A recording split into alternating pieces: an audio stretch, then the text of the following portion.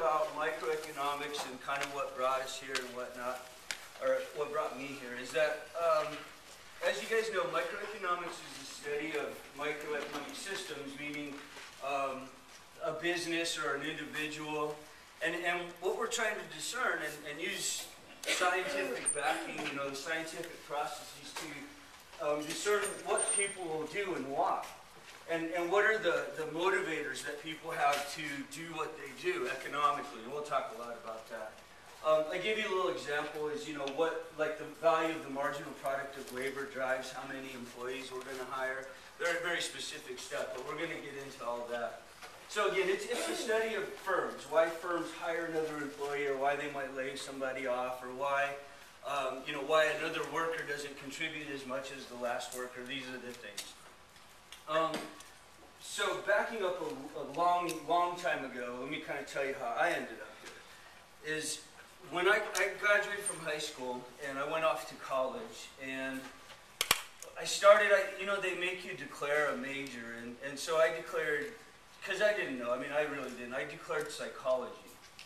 And started going to psych classes, and it was like, at least, no disrespect to it, psychology is very complex, don't get me wrong, but it was kind of like entry level in there with 1,000 other students, just sitting in the back, kind of not being noticed and all that stuff. I played baseball for the University of New Mexico, and I lived in a fraternity. I lived right across the street from the Chi Omegas. My GPA, my first semester of college was point something. It was 0.8 something, it was as low as it was the lowest GPA they'd ever seen.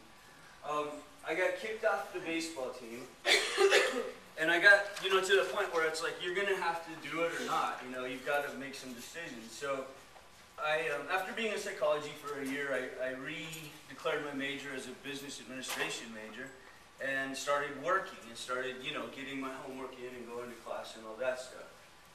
Went along for another year, had my GPA up around, 2.5 now, working away. And eventually, somewhere in my junior year, I think, or maybe kind of the end of my sophomore year or whatever, I took an economics class. And the instructor's name was Phil Ganderton. And I still call him to this day if I have problems with, a student will ask me a question I'm not quite sure the answer to. I can call him. He's the president of the economics department at University of New Mexico now. He's a big shot. And so I went into this class, and there was 400 people in the class, and all of a sudden for me the light bulb came on. It was like, I get this, and I think it was this application of there's this artistic kind of fun side to economics, fun in quotes, but this theoretical side to it. And then there's this analytical side to it, about the value of the marginal product of labor, where it's very specific. And me, personally, and everybody's different, but for me, I think some people are right-brained, some people are left-brained, some people are creative and artistic, some people are analytical and numbers-based. And I'm kind of like both, but I'm neither. Does that make sense? I can do both, but I'm not really particularly interested or particularly good at either. And so, for me, I'm a center-brained person. That's just how I am. I tend to kind of incorporate both. And economics was that thing that did it for me. And all of a sudden, the light bulb came on for me. It was like, I learned something. I really got it, And so, and I think, I don't know how many, obviously, but in that class, there's 400 students, and, 10 people in the whole classroom understood what was going on. And I was one of those people, and I had this realization that, this is something I can do that most people can't, or don't want to maybe, but, this is, I have my niche. I found it. And continued on with economics and was pretty damn good at it. I got it, And so that's kind of how I went through my college career. When I graduated, there were, in the University of New Mexico, my GPA was 3.7 now. There were 2,000 business administration degrees handed out, and there were 2,000 psychology degrees handed out, and there were 70 economics degrees. And of the 70 of us who graduated that year, every single person in our room, which is probably about, maybe a little more than this, but not much, about this many people, all of us had jobs. Not one person was going out to be unemployed. I mean, some were going to graduate school, they all had places to go. But there wasn't one person that was saying, well, I'm going to go home and, start sending out applications. Not one of us. And I realize that's a different time. It is probably not the same today. But at the time, that felt pretty good. And I know, and we all know that there were a lot of unemployed psych majors and a lot of unemployed business administration majors. So, away we go. Now, along comes Facebook. And I kept in contact with a few of them. So along comes Facebook, and I start reconnecting with people. And one of the questions that I started asking was, what are you doing? I'm kind of curious. I started looking up people in the class and finding them and saying, what do you do for a living? And the reason I'm asking is because I want to share that information with my students to find out what what your economics degree has led you to. A fair enough question. And here's the responses I've gotten. Pretty long list, but here we go.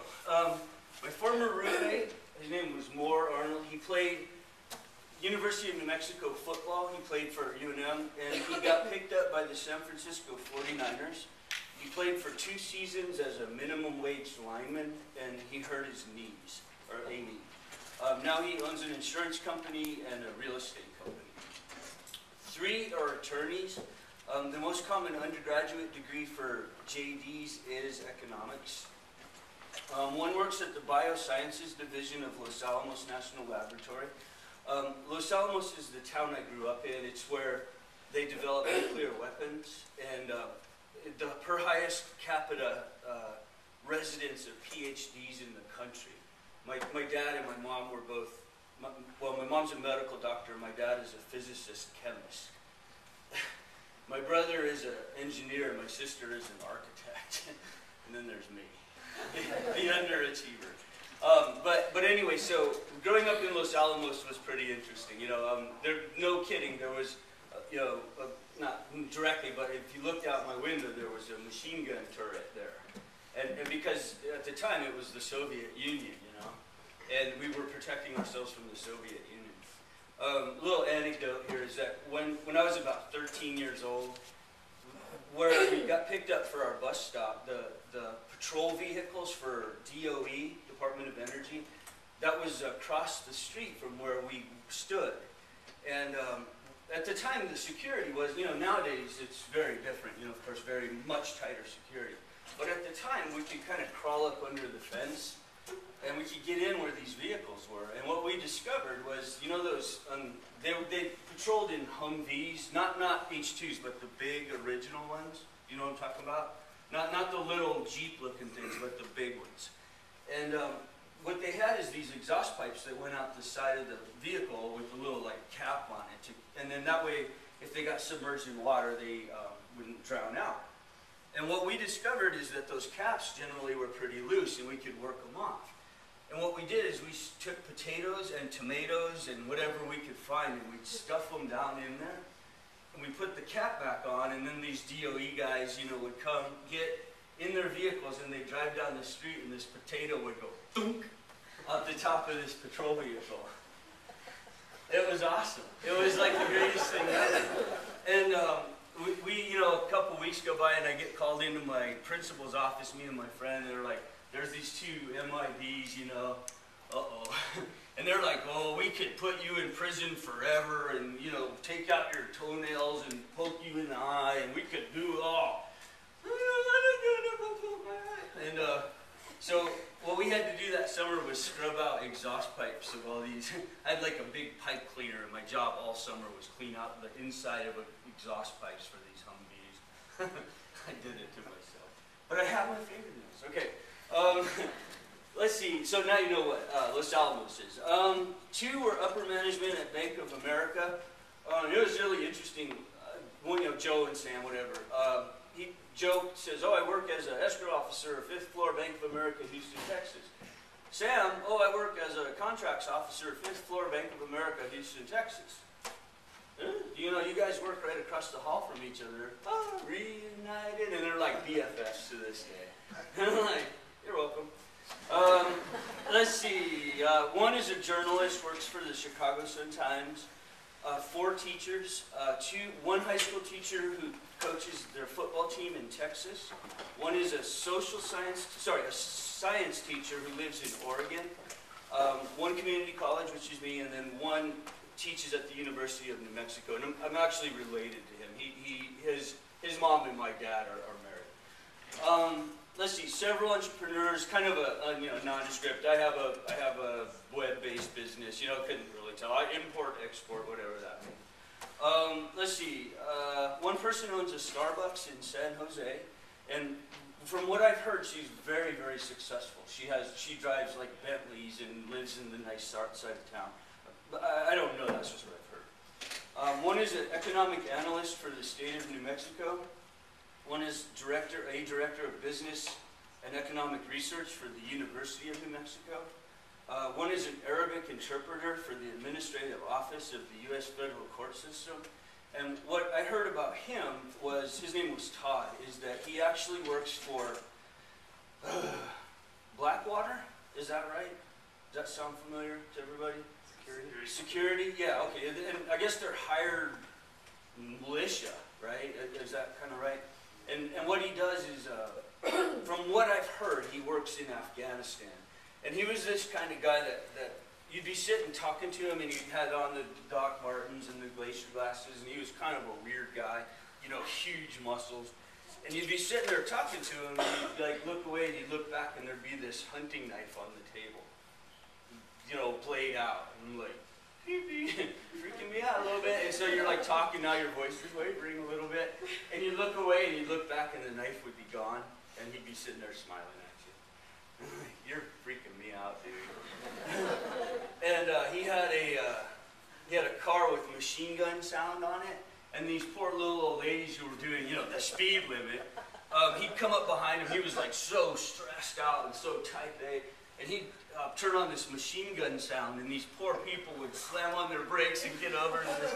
And anyway, I hated riding with him. And the joke was, after the fact, he's in Afghanistan, and that the hope was that maybe the Afghans would get him and he wouldn't come back.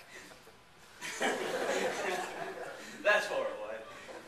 Let's see, where are we at? One played for the California Angels for a couple of years, and actually played with him on the UNM baseball team. And he played with the Angels. I guess he got hurt too. He wasn't really clear, but now he is a professional poker player in Las Vegas. One is actually a person that I dated through college. She's a neurosurgical coordinator at University of New Mexico Hospital and a staff clinician specializing in nose and throat problems. Should have stayed with her. I'd be at home, in my jacuzzi right now, waiting for my maid to come bring me breakfast. Let's see. One is environmental. I don't even know what this is. Environmental hydrologist for the New Mexico Environmental Department. One is a screenwriter. Her name was Belle. She lives in Spain, and she wrote, "My DNA prohibits me from getting a real job." And Belle, back in college, was hot. She was smoking hot. And she sent this picture of my DNA hot, and it's like, oh, that's cute. Send some more pictures, because she's still hot.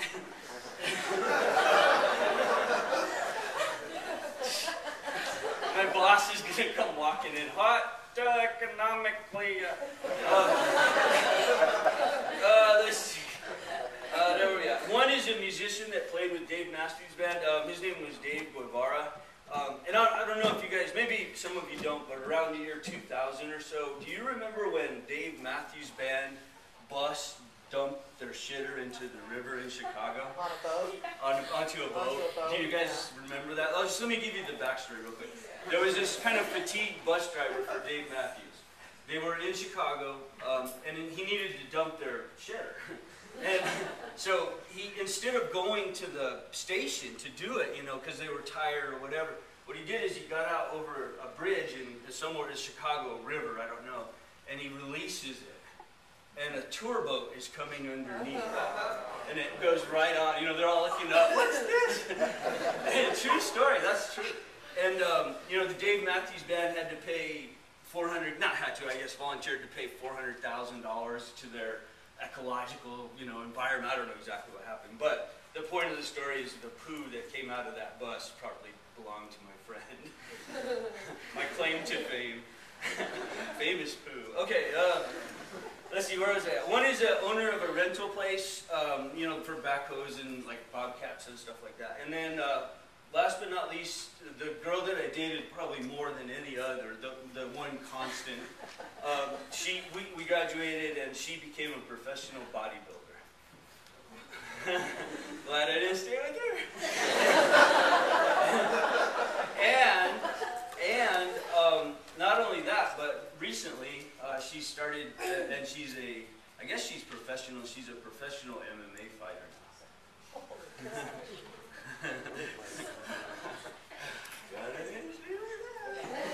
She killed me. Okay, so anyway, long story short, you know, this class, I hope you get a sense of what maybe this class will look like, what kind of the things that at least some of my colleagues did as they graduated.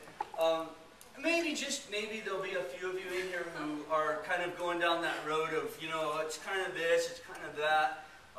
And maybe this class will turn you on. It'll engage you, and all of a sudden the light bulbs will come on, and you'll know something that everybody in the world doesn't know. And maybe you can apply that and make a career out of it, and be something, you know, as a graduate that you never thought of.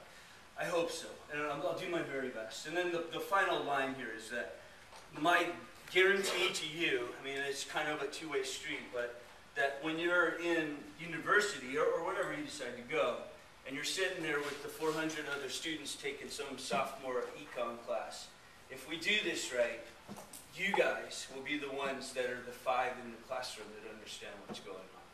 And that's my guarantee to you. Just pay attention. I'll get you through it, okay? All right. So that being said, are there any questions?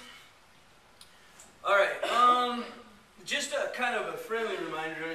It's too early in the semester. I just want to remind you that cell phones aren't okay in here, and just if you could put it up, I'd sure appreciate it.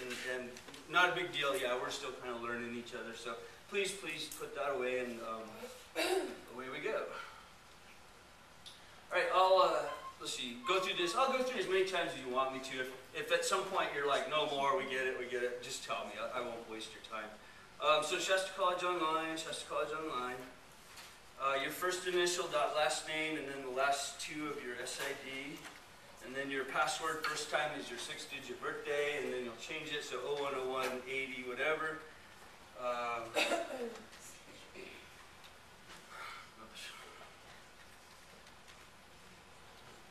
Oops.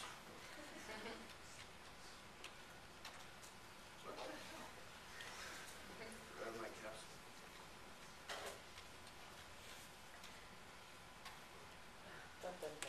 Dun, dun. Okay, class dismissed. Oh, caps lock.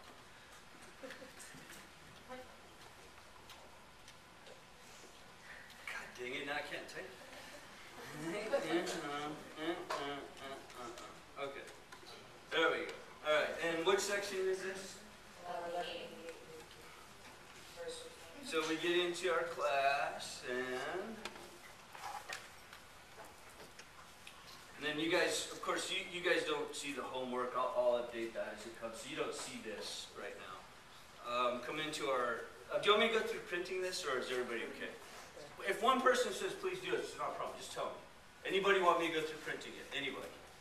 Okay, no problem. So what we do is we get into our PowerPoint, and we'll start with our introduction today. So you'll open it, or save your PowerPoint, whatever you're going to do. And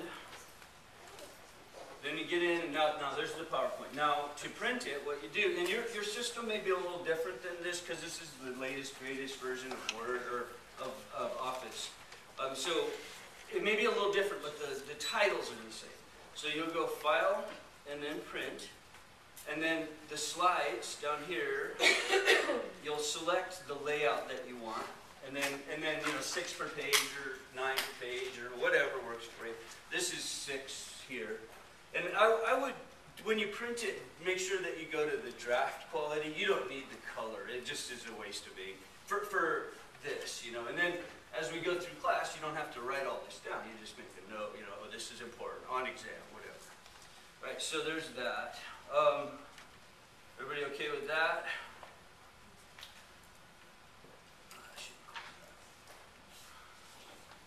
All right, and away we go. So, and then again, just a quick little reminder that texting isn't okay in here. I know it's like kind of getting used to it, but you know, just don't do it. I really would appreciate that. Okay, households and the economics that we face. All right. So economics really, and I'll give you definitions in a second. Economics really is the study of how we allocate relatively scarce resources. Right? How economies or industries or people, you know, how we have this limited number of resources, and then how do we equitably and efficiently get those resources into our economy to be used in the most productive way? All right, that's the question. And we'll go through the definition in just a second, but that's kind of a preface to what we're about to look at here. Okay, in an economy, who does the work? Who does the work in an economy? And if you've been in this class before, maybe give some of your colleagues a second to think about it. Who does the work? Huh? I know you're dying to say something. No? Like, no, I'm not. No, I'm not. Who does the work? Go ahead. Those who can. Okay, the people who can. Who else does the work? Come on. Go for it. Doesn't everybody do that? Everybody does the work? Okay, that seems fair. So everybody should do their part, right? That seems okay. Anything else? Government does the work? Okay. Anybody else? The lowest man on the totem pole? That's an interesting answer. We're going to talk a little bit about that. Go ahead. Wait, so you're saying the economic work, like who controls the economy? No, I'm just talking about if you went out, let's just say you walked into Shasta College administrative office, who's doing the work? What's the people, what would you say about those people up there and then over here? Laborers. Laborers, good answer. Labor does the work. That's a fine answer. Employees, okay, good. So who does the work? And you guys are all right, and we're just going to kind of distill it down to what that is. And actually one of your colleagues said earlier, is that when people who do the work in an economy are the people who can. And so think of it this way, is that how many people in the world can be or in the U.S. can be brain surgeons? How many? I don't know, just pick a number. How many top grade brain surgeons are there in this country? 2%. 2%? No. Somebody said 6. I think it's probably more like 1,000. I guess, I don't really know. All right, so let's say there's 1,000 top grade brain surgeons in this country. All right, so what is a brain surgeon? The best of the best, what do they make per year? It's not very scientific. He said a lot. How much? Just give me a number. What do you think? Oh, easy. Maybe a couple million, just as a salary. And that's not saying anything of their presentations and lectures and stuff. A couple $1 million. Okay, that seems fair. So there's 1,000 brain surgeons making a couple $1 million in this country. How many, and I'm not picking on anybody, just to give you an example, how many coffee baristas do you think there are in this country? Millions? Okay, millions seems reasonable to me. How much does a coffee barista make?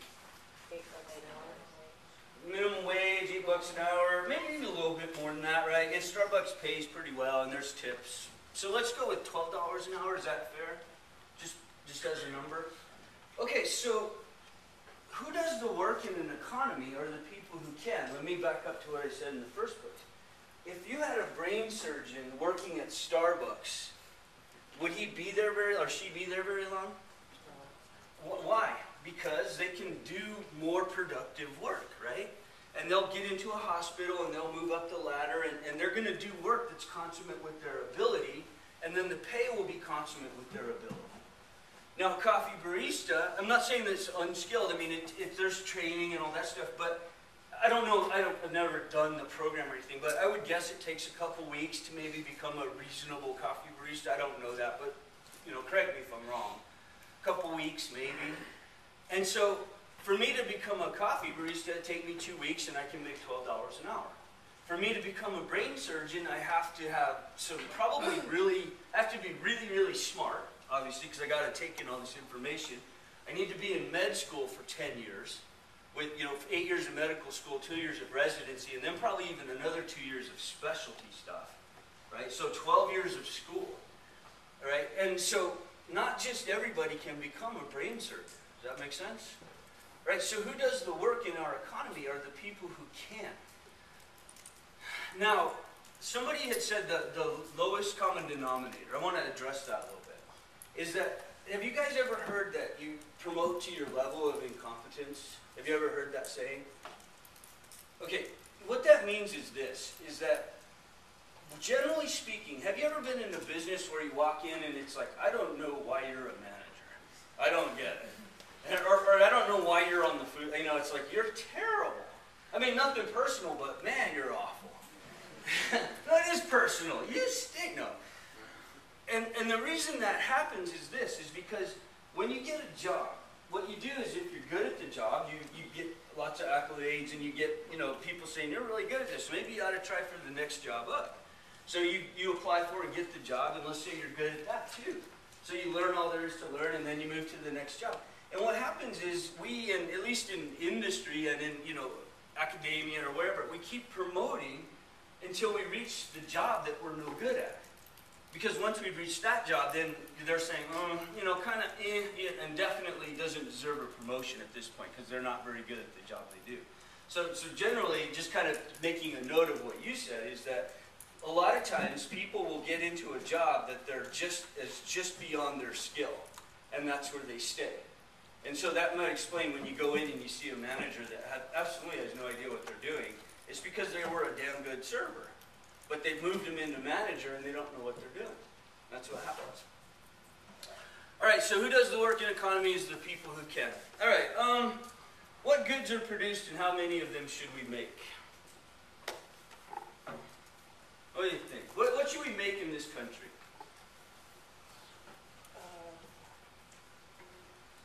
Huh? What should we make? Things that people want. Things that people want? Tires. Tires? We need tires. What else should we make? Weapons. Huh? Weapons. Weapons? Tires and weapons. Tires, weapons, and food. What there's a demand for? Okay, what there's a demand for, so tires, weapons, and food. Well, we have a comparative advantage. Yeah, what we're good at making, maybe? Yeah. Clothes. Clothes, okay. So, what should we make? Well, somebody said that we should make stuff we have a demand for. Is that not true? Yeah? So we should do that because, excuse me for 1 second. Can I see your phone? Can I see it, please? Thank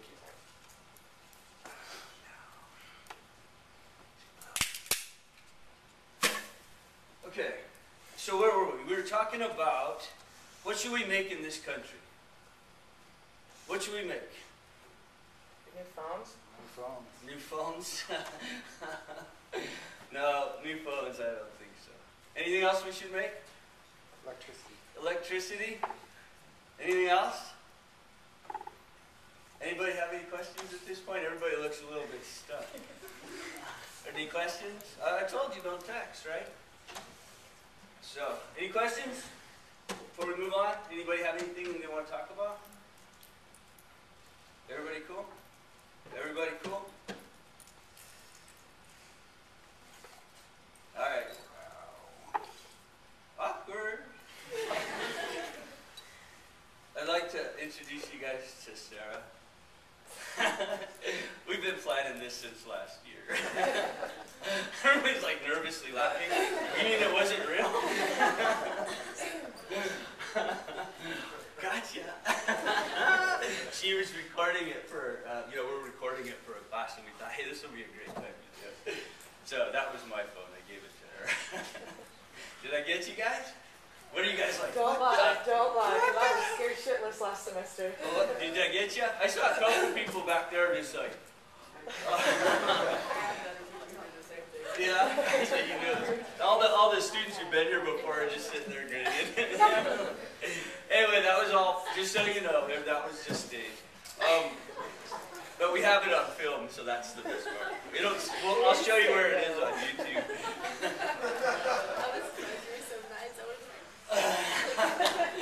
And then what happened was last semester I did that, and you know it's just a shock value. Now what happens? Let me tell you why I do. Is because now you guys will go out and you'll tell your colleagues, oh man, he snapped somebody's phone in class today. But I think he was just joking, and all your colleagues will be like, don't text in his class. You know what I heard? I heard that he snaps phones and that he turns into a werewolf.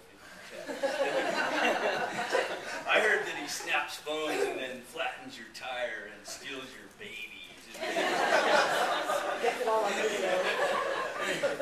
And so the legend grows, you know? So you guys just help me out. We'll keep from texting in this class sooner or later. All right, so sorry to kind of get off track there. Okay, thank you. You did a good job. Sarah looks stunned, absolutely stunned. She was like, she did good. Well, then you said awkward. I'm like, don't do that. I'm going to laugh. Awkward. Actually, that's what Sarah said last year. Yeah, when I did it in the big classroom, and everybody was like, did that just happen? And she wasn't in on it, and she goes, awkward. Anyway, thank you. We'll have it on film. I'll show you where it is on YouTube. All right. What good should we make in this country? We kind of talked a little bit before I got all sidetracked there. What should we make? And Rick said that we should make things that we're good at making. We got tires, guns, and clothes, and food, and all right. So let's just say I love coconuts. I don't really, but let's just say I love coconuts. I think that we should turn Nebraska into a coconut farming mecca. Huh? We can outdo Peru.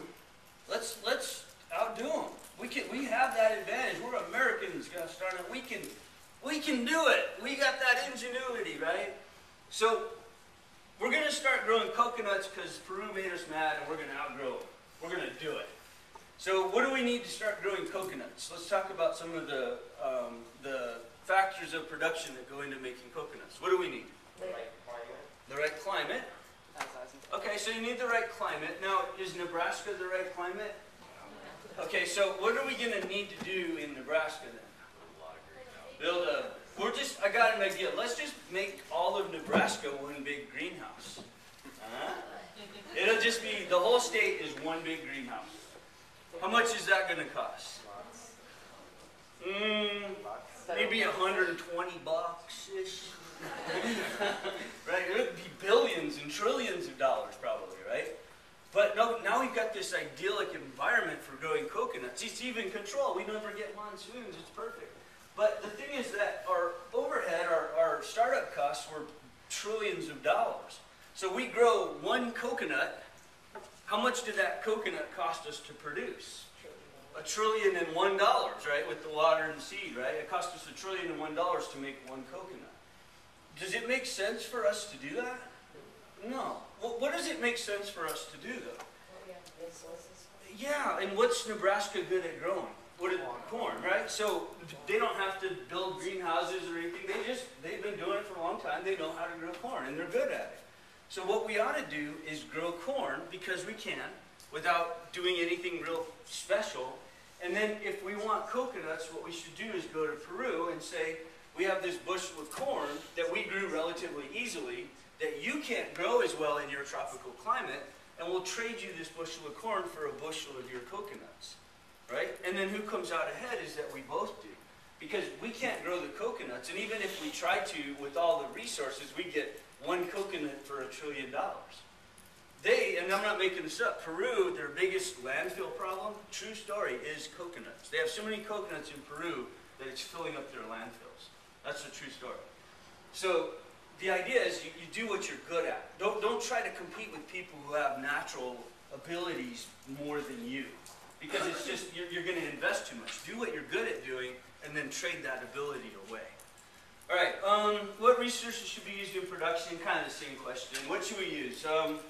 Obviously, well, do you guys know what the factors of production are? Just real quick. Land, labor, capital. Yeah, land, labor, capital. What, and kind of, let me go back a little bit here. So what resources should we use? Land, labor, capital. Another note here, just something I think we should talk about, is that United States, well, let me back up. Who's the up-and-coming economy right now? China, obviously. What is it that they have natural endowments of? People. Okay, lots of people. And you know, good for them. Okay, so there's lots of people in China. So what are they good at? Well, the labor part of the factor of production, right? Do we want to compete with China on labor-intensive things? Tell me why not. Okay, their pays are a lot less because their economy isn't as developed as ours. That's one possibility. But what's another reason we really don't want to do that? Because you can't. Because, yeah, well, exactly. I guess you kind of answered the question. Is that, see, the thing is that in the United States, if I hire a worker to make, let's say, make a shirt, that worker, just based on the United States economy, is going to need, you know, $20 an hour, is going to need health insurance, a union, it's going to need a company car, is going to need a, you know, retirement plan. You know, that's just the way the United States is, right? So I hire one worker, and let's say they can make, let's just say one shirt a day to keep it easy, okay? And that worker costs us, in one day, costs us $50, all right, just with all the benefits. If I export that manufacturing to China, then let's say each Chinese worker can work for $5 a day, right? They have an abundance of workers, so there's no shortage of people willing to do the work. Now for the same $50 in one day, I can get 10 shirts. Does that make sense? Do I want to compete with that? I can't win. It's like me trying to grow coconuts, right? It doesn't make sense for me to do that. So how does the United States stay in front? How do we do it?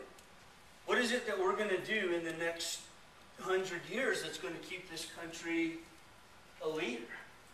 Well, and I'll let you guys give me some answers in a second. Let me just point out one thing here, is that in the 1800s, the world belonged to Europe, to England.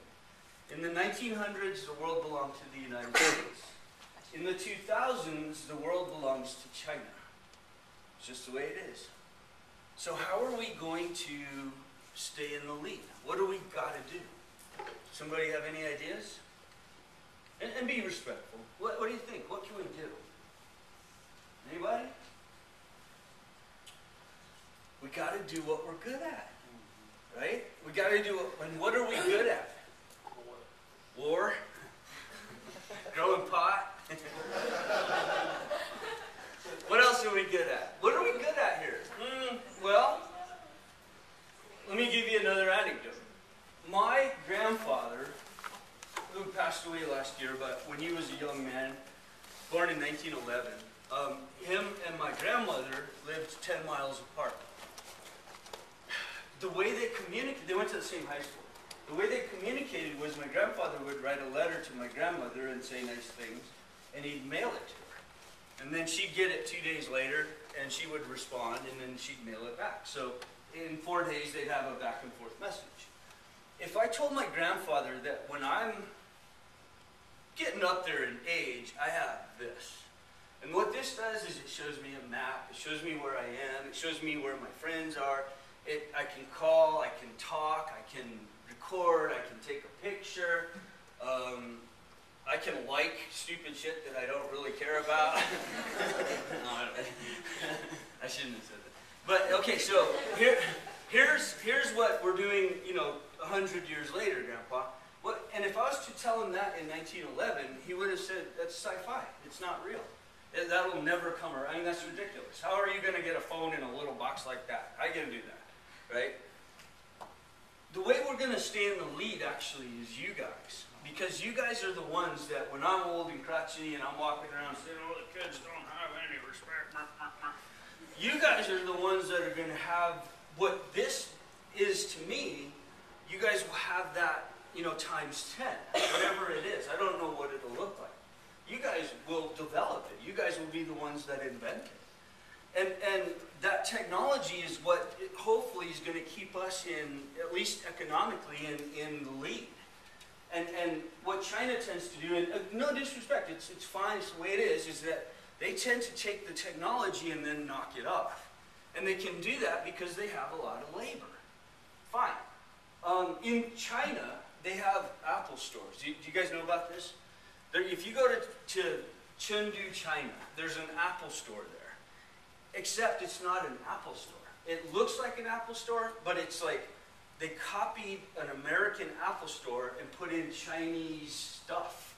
And so you think you're in an Apple store, even the logos are similar but not quite the same. There's a little S in front of the Apple, so it's really the Snapple store. You just don't notice it. True story.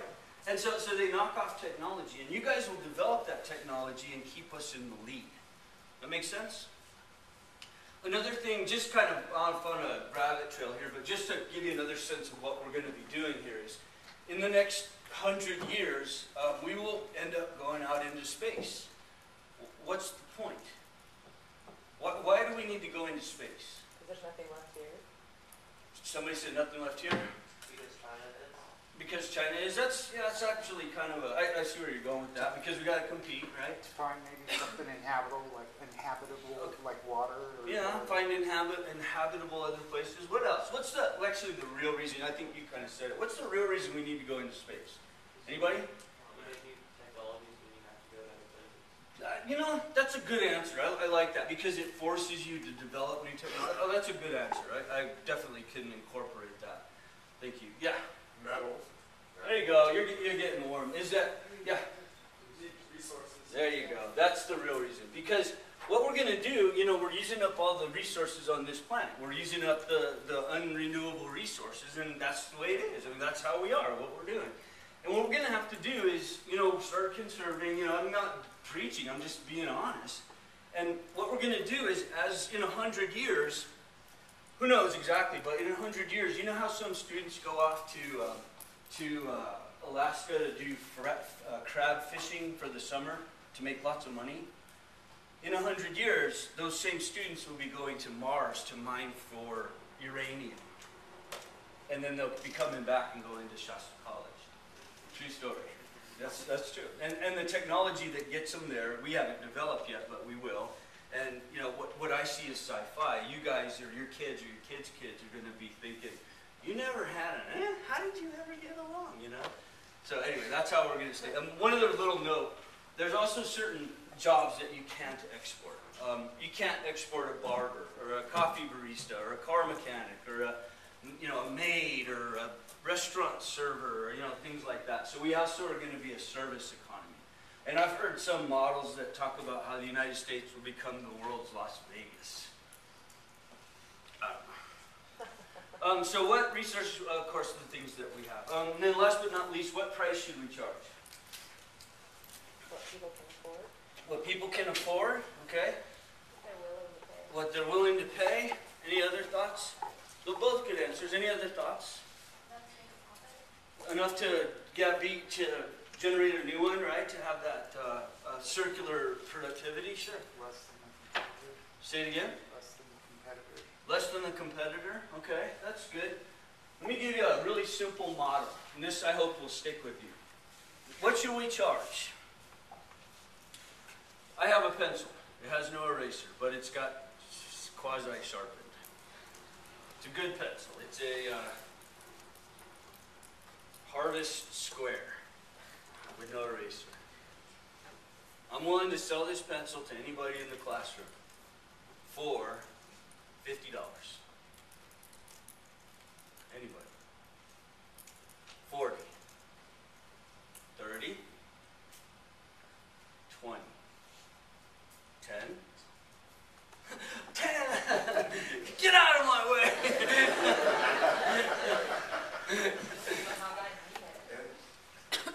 $10. Anybody?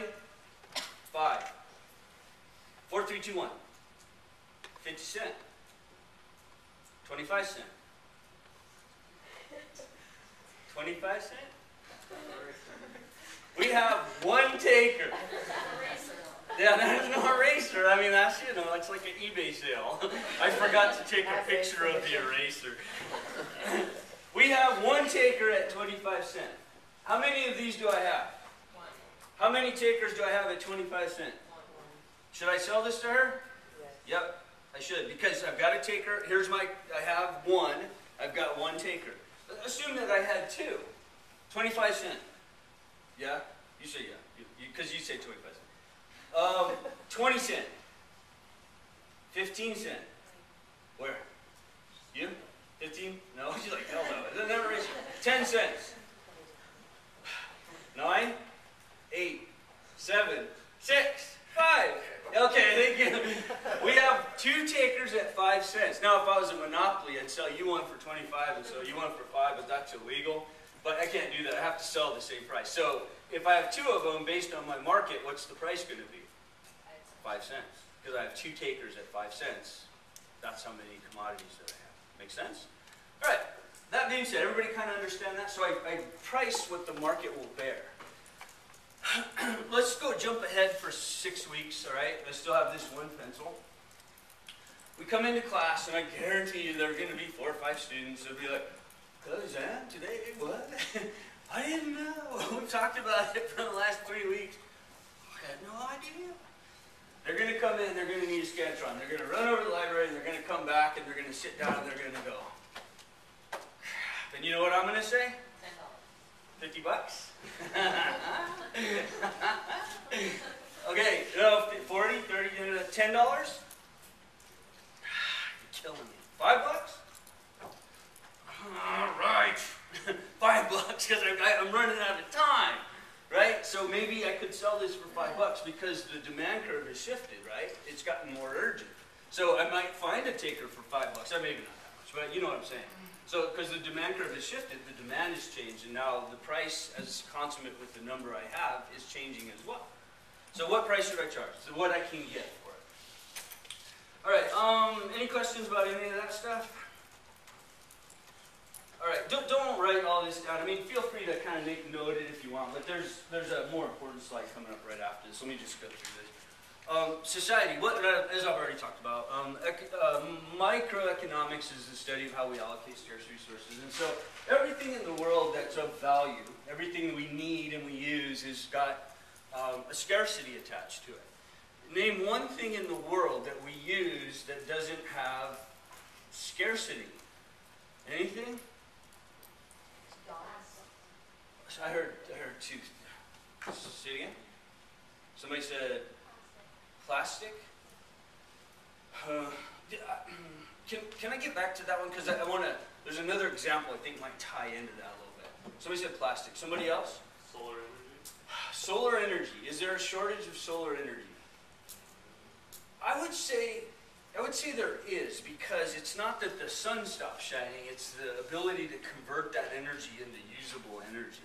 And so just, you got to spend 10 grand on the panel to capture the energy. So technically you're right, the sun never stops shining, but from a practical sense, you know, it really is quite a bit of a shortage of the mechanisms needed to convert it into usable energy. Yeah, that's a good point though. Anything else? Kind of think even broader than that. Anything else there's no shortage of? People. Oxygen? I like it when students say that because they're like, now what? Oxygen. Have you been outside?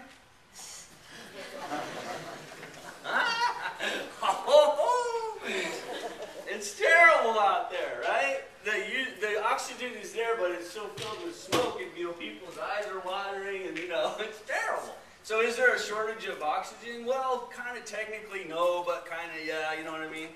If you've ever been on Highway 5, is it 505, I think it is, going out of LA at rush hour? Holy moly, there's a shortage of oxygen. It's terrible. All right, so there you go. Maybe not the best, but you get what I'm saying. Anything else? How about dirt? Any shortage of dirt? Dirt. Anybody? Everybody's like, I'm not sure what to say. Dirt? Depends on what you're using it for. I'm talking about just a pile of dirt. Just a Starting pile with of smaller. dirt. Huh? There's going to there's less and less as people are developing and the world is kind of expanding into more commercial industrial Okay, areas. so there's some shortage of dirt, right? Okay, so is there a shortage of dirt? Really? Come on, seriously? What does Axe Nerd do?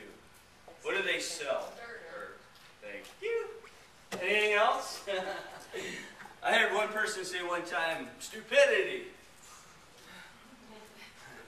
Now what? And my response was, yeah, but it has to be something people are in demand of. And then somebody said people, yeah, kind of yes and no. I mean, I think lots of people we know are sort of wastes of space, you know, but on the other hand, you know, people that do things that, like, hopefully all of us, and, you know, people, the doctor and the barista and, the, you know, all these people that contribute to the well-being of our lives, you know, we value them, you know, of course, and so. Okay, and I guess the point is that we value them to the point where we're willing to pay them to do what they do. All right, economics. This is question 1, exam 1. This is it right here. Just, they got only 49 more to go. So, on a question, exam 1, question 1 is, economics is the study of, and then A, ocean water. B, how we allocate relatively scarce resources. C, I like frogs. D, none of the above.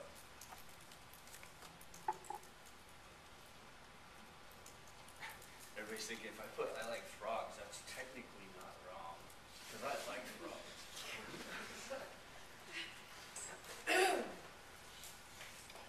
All right. So now, we have a guy, economist out of Harvard. His name is J. something Mankiw, and he's a economics instructor, book writer. He's the one that came up with the $205 book that we use at the other school.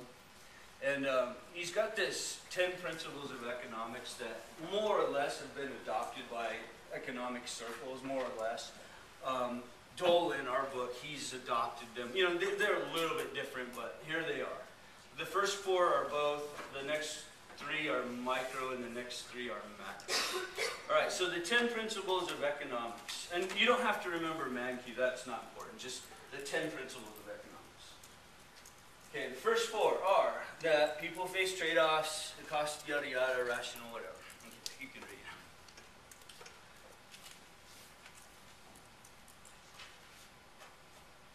All right. And if you know the answer to this, just kind of bear with me and let some of your colleagues think about it a little bit. Why are you here? Why are you in this classroom?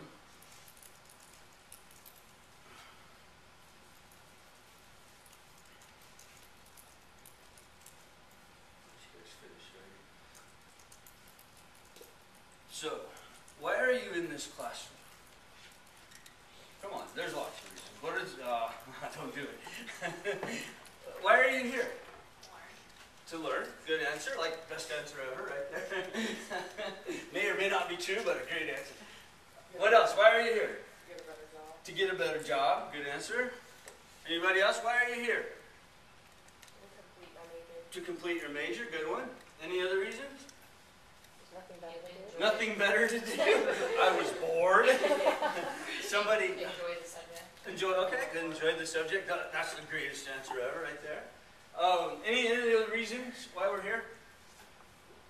Okay, I'm going to put forward this idea that 60% of you are here for the same reason, and that is that when you were registering for whatever your major is, your counselor or your advisor told you that to get your AA or your transfer stuff done, you're going to need to take an ECON class to complete your minimum requirements. Is that true? And so 60% of you, maybe or more, are here because, I mean, I have no particular interest in economics, but I'm here because my advisor said you need to take that class. I looked at it, there was room, I registered, and here I am, right? Because I needed to get done with Shasta College. How many of you fall into that category? Maybe not quite 60%, but a lot. All right. Here's the real reason why you're here. You're here because you want to be happy. I'm like, I don't follow. I don't get it. You're talking, I'm not hearing what you're saying. Okay, so why are you here? Let's distill it down to what it is. You're here because your advisor told you need to take the class. Why? Because you need it to get your transfer or your AA.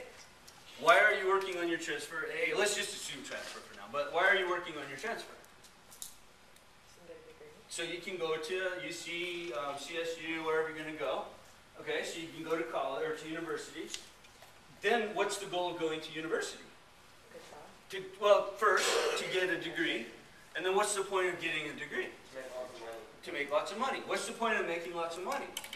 You guys skipped a bunch of steps there. Money, money, money. I'm going to take a bath in the money after that. Yeah, I missed like 5. You got to take the money and you got to roll it up. Stop.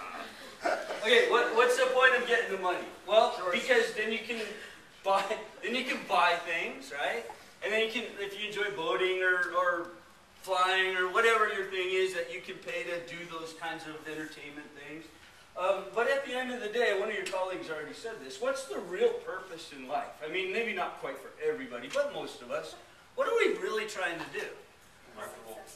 To be successful, to do what? To take care of our families, yeah? We want to make enough money to be a good husband or a good wife and a good family structure, and we want to have the income to be able to have a comfortable home and be able to take care of our families. I think, isn't that true for most of us? I mean, maybe to a degree, yes or no, but... I saw that. but the quality of life, yeah? Okay, so let me back all the way up. Let me go through this again. So I would argue you guys are here to be happy. How do you be happy? Well, you provide for your family. How do you provide for your family? You make lots of money. How do you make lots of money? You get a degree. How do you get a degree? You go to university. How do you get to university? You get your transfer credits out of the way. So you go to Shasta College. And you went in and you talked to your advisor about what class you needed to take to start this whole process. And he or she told you you need economics class. And so you're here in your mind because he or she told me I needed to be here. But the truth is you're here because you want to be happy. Does that sound reasonable? All right. That being said, can you tell me, there's a glare on there. 10 minutes, okay. That being said, what did you give up to come to this class today? Sleep, work, coffee, exercise, time, what else? Hanging out with your friends, watching TV, doing homework in the class you care about. I made that one up. What else? What are some of the other things you could have been doing? Playing video games, picking on your little brother, sister, talking sass to your mom, cooking, jogging. I guess we talked exercise. I mean, okay, so the list goes on and on, right? So, I'm going to make a prediction that I know is 100% right, which is kind of fun. You guys all had a choice to make this morning. When you woke up or came into class, you guys made the decision. At some point, you got up or you stood up and you said, I have a choice to make. And every one of you in this classroom made the same decision. I have choices, and I could go to work, I could go visit my mom, I could go have pancakes with my friend, but right now, the most important thing for me to do is go to class. And with 100% accuracy, every single one of you decided that your second best choice, whichever that was, wasn't worth as much as coming in and seeing us. 100% accurate, because here you are, right? So everybody made that choice. Am I wrong? Anybody here, like, because